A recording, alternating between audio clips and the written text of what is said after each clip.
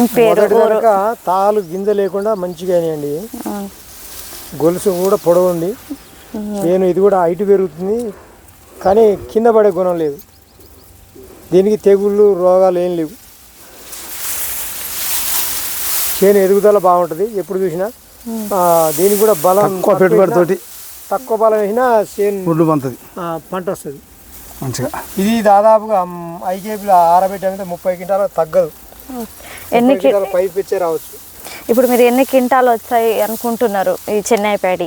ఆరబెట్టినాక 30 పైచీలకు 30 గ్యారంటీ వస్తుందండి. మరి ఇప్పటివరకు ఏమైనా రోగాలు ఏమైనా వచ్చినాయా? రోగాలు లేవు. మరి ఈ చెన్నై ప్యాడీ వల్ల మీకు సంతోషమేనా? సంతోషమేనా? చెన్నై ప్యాడీ వల్ల సంతోషం. మరి ఒక్కొక్క గింజలు ఎట్లున్నదో చూడండి. ఎన్ని ఉంటుంది ఒక్కొక్క కంకి? ఉంటుందండి 450 ఉంటాయండి. ఒక్క గింజ కూడా తాళ్ళు లేవు. మొత్తం మొదటి దాకా అవుతున్నాయి. పాలు పోసుకొని మంచిగా గింజలు నిండా అవుతున్నాయి. అడ్డం పడే గుణం లేదు మళ్ళీ దీనికి. చేను 4 ఫీట్ 4 ఫీట్న్నర ఈ విశ్వ కంటే ఇంకొక ఫీట్ 1/2 ఫీట్ పెరుగుతుంది. అయినా చేను ఏం పడిపోవట్లేదు. ఈ తూకం కూడా మంచిగా వస్తాయండి.